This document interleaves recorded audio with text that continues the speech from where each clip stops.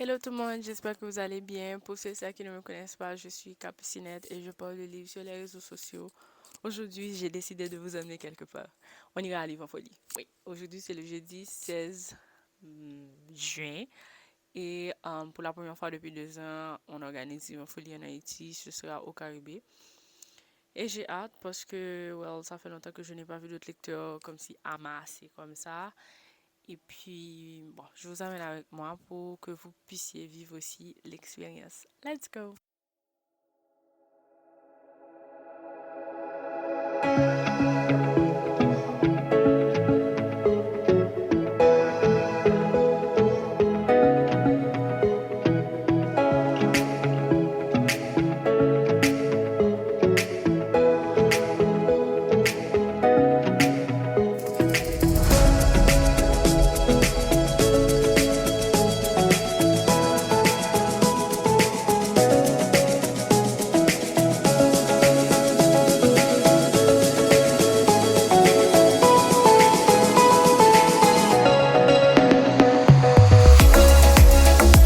Alors, me revoilà. Mon impression de Livre en Folie. Il y a beaucoup de choses à dire. On va commencer par les bonnes choses. Les bonnes choses, c'est que j'ai rencontré pas mal d'auteurs. J'ai rencontré l'un des écrivains vedettes de Livre en Folie qui est Louis-Philippe d'Alembert. Et j'ai acheté l'un de ses livres qui s'appelle Milwaukee Blues. C'est qui est intéressant parce que j'avais toujours voulu lire cet auteur. Et je pense que peut-être que, en fait, d'après une amie, Milady, peut-être que j'ai bien choisi le livre pour commencer, à lire l'auteur et tout. Le deuxième livre que j'ai acheté, c'est le livre du prix qui a remporté le prix des Champs 2021 de Louis Bernard Henry. C'est La petite fille bleue. Et yes. Donc, en gros, je n'ai pas vraiment acheté beaucoup de livres à Livre en Folie. Soit, j'ai seulement acheté 2 livres à Livre en Folie parce que j'étais pas mal occupée avec mon TV et je devais faire des reportages avec les auteurs, etc. Donc, d'ailleurs, il n'y avait pas vraiment de titre qui m'intéressait, mis à part ces deux titres-là. Je pensais que j'allais trouver une endormie de Mimose Beaubrun parce que je voulais acheter ce livre-là, mais je pense qu'à la fin, je n'aurais qu'à l'acheter en librairie. À part ça, j'ai rencontré pas mal de personnes, j'ai rencontré des abonnés, j'ai rencontré des amis, j'ai rencontré des gens que je n'avais jamais vus parce que vous rendez compte, on n'a pas organisé Livre en Folie depuis 2 ans. Donc, c'est comme si on série de monde qu'on pas de gens qu'on ouais, je pense qu'on te connaît et pour commencer ouais, des gens que je savais voir sur internet et puis moi bien que je s'agit normal comme si c'est pas comme si je connaissais ces gens mais c'était intéressant de voir ces personnes-là. Maintenant, pour parler organisation Livre Folie, moi je pense personnellement, je pense que c'est zéro. L'espace était trop coincé, il faisait extrêmement chaud et j'avais l'impression que j'étais dans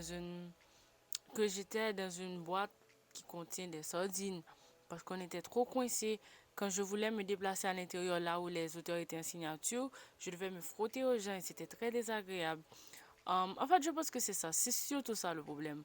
Ils ont mal géré l'espace. Ils auraient pu le voir aussi que leur activité Livre Folie, c'est une activité qui rassemble beaucoup de personnes. Donc, il faudrait que tu mettes dans tête que Caribé, ce serait pas possible. Un. Deuxièmement, la salle où on a prévu de faire la livraison, la facturation, était trop petite. Donc, du coup, il y avait beaucoup de personnes qui étaient insatisfaites, beaucoup de personnes qui se sont plaintes, qui ont dit que, well, il y a la folie, il y a fait folie, le livre folie. Anyway, un truc dans le genre. Mais en gros, c'est ça, c'est surtout ça. Parce que moi-même, dès le début, lorsque je suis arrivée, je voulais déjà rentrer chez moi parce que c'était pas possible, c'était trop coincé. Mais après ça, bon, pour moi, pour l'expérience, rencontrer des gens et voir les auteurs, it was okay. Mais pour le reste, yep, zéro. Non. Après ça, j'ai terminé avec Blood and Ash. Actuellement, je suis en train de lire The Sex Lives of African Women. C'est intéressant, je vous le jure. J'ai commencé ça hier soir et si je pas freiné, je m'ai prêté bien tard, like, mal dans mes zones minuit et je m'ai appelé. Et puis bon, je dis beaucoup vraiment lire, mais je pense que je vais faire ça tout à l'heure. Voilà, c'est ça pour les folie. Je n'ai pas pris beaucoup d'images, comme vous pouvez le constater. I was busy, donc je pensais vraiment que comme si le vlog allait être beaucoup plus full, avec beaucoup plus d'images, peut-être des petites interviews, bla bla bla, nada. Déjà, la lumière n'était pas à cela parce que I was bored. Et j'étais mal à l'aise là où j'étais. J'étais mal à l'aise. Je ne sais pas. En fait, je pense que c'est quelque chose, c'est un problème que j'ai aussi avec moi-même. Parce que dès que je me retrouve dans un espace où il y a beaucoup de personnes que je ne connais pas, je suis un petit peu, I don't know, I don't feel okay, comme si je me sens pas bien du tout. Marroni. Mais j'ai remarqué à chaque fois que je me retrouve dans des endroits où il y a beaucoup de personnes que je ne connais pas, m'étrège à mort. En tout cas, voilà, c'est ça pour mon petit reportage sur l'Évangile. J'espère faire d'autres vidéos à l'avenir, surtout sur ce livre-là que je suis en train de lire, The Sex Lives of African Women, de Nana Delcroix. Actuellement, pendant que je suis en train de parler, je ne sais pas si c'est parce que je fais beaucoup d'efforts avec ma mâchoire, mais je sens une douleur là et là. J'ai vraiment des difficultés à parler. Je sens que comme si... Anyway, je sens que je fais beaucoup d'efforts pour parler. Mais bon, ça, c'est pas le sujet du jour.